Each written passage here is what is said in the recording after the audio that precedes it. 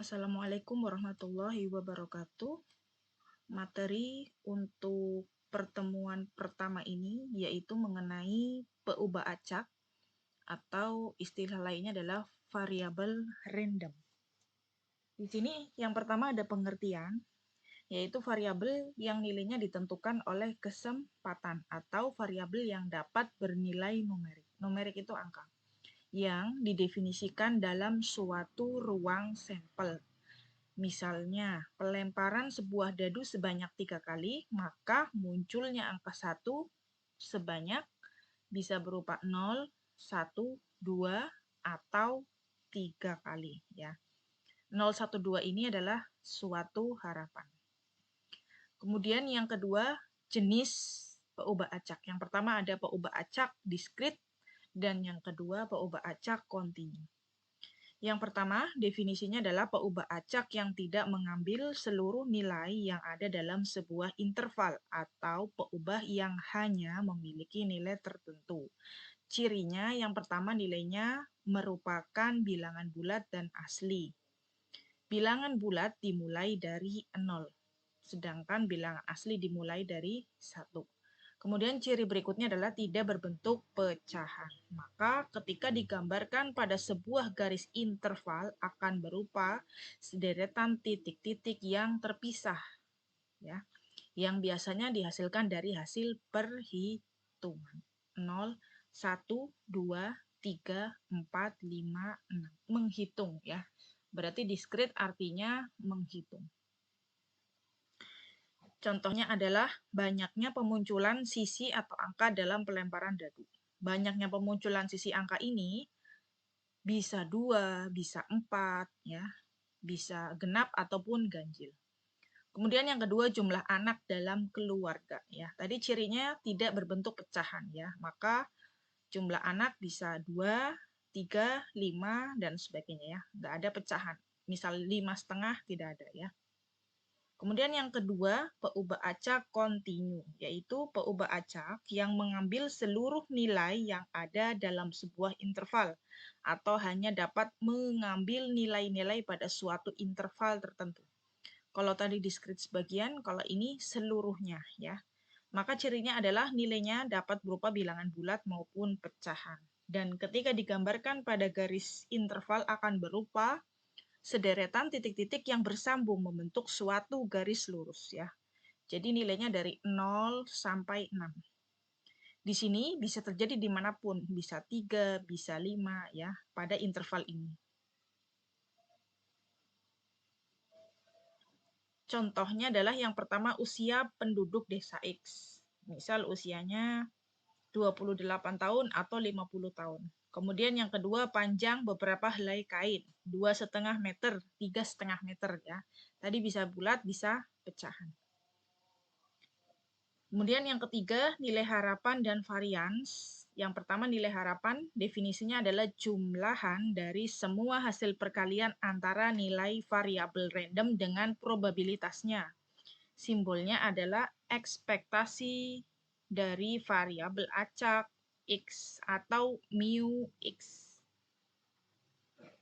Kemudian di sini ada distribusi probabilitas atau fungsi probabilitas. Rumusnya adalah ekspektasi dari variabel random X sama dengan rata-rata dari variabel X.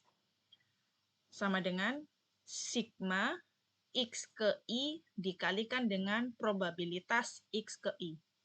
Ya, maksudnya adalah jumlahan X ke I, I-nya dari 1 sampai N dikalikan nilai probabilitas X-nya. Karena ada nilai ke I, maka di sini X1 dikali probabilitas X1.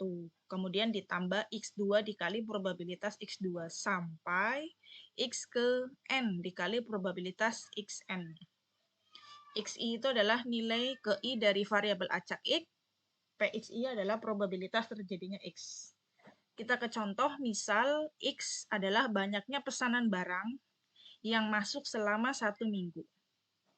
Kemudian PX adalah probabilitas terjadinya X mengambil nilai X peubah acak. Ya, di sini ada 2 kolom mendatar, ya. Yang pertama di sini untuk banyaknya pesanan, yang kedua untuk nilai probabilitas. Banyaknya pesanan dimulai dari 0, 1, 2, 3, kemudian probabilitasnya 0,125, ya, ini 0, sampai 0,125. Hitung rata-rata banyaknya pesanan yang diharapkan. Yang pertama kita masukkan rumus dari sini, ya, ini. Ya, masukkan rumusnya, rata-rata dari variabel acak X sama dengan nilai harapannya. Ya, kita tulis sama dengan sigma X ke I, I-nya dari 1 sampai N dikalikan PX ke I. Ya. Yang pertama X ke 1. X ke 1 ini nilainya 0. 0 dikalikan probabilitas X ke 1-nya. 0,125. Ya. 0 dikalikan 0,125 ya. Kita sepakati sampai pertemuan terakhir ya, untuk penulisan kali diganti titik ya. Kemudian untuk perhitungan akhir 2 desimal di belakang koma ya. Lanjut ditambah X kedua ya. Ini X keduanya nilainya 1 dikalikan dengan 0,375. Kemudian ditambah ini X ketiganya, ya, nilainya 2 dikalikan 0,375. Terakhir, X keempatnya adalah 3 dikalikan 0,125. Ini bisa saja ditulis 1 ya. Di sini 1 dikali PX1. Ya, saya hanya menyesuaikan ininya ya. Tapi mudah-mudahan paham ya maksud saya. Sehingga 0 kalikan ini 0, 1 kalikan ini sekian, 2 kali ini 0,75, 3 kali 0,125, 0,375. Sehingga kalau kita jumlah, hasilnya adalah 1,5. Kesimpulannya adalah rata-rata dapat diharapkan bahwa pesanan yang masuk selama 1 minggu sebanyak 1,5 satuan.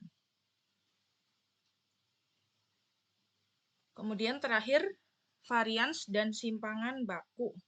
Varians dulu ya, simbol dari varian adalah tau kuadrat.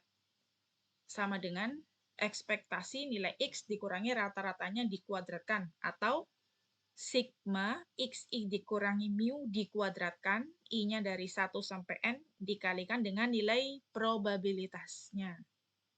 Adapun standar deviasinya, nilai ini tinggal di akar.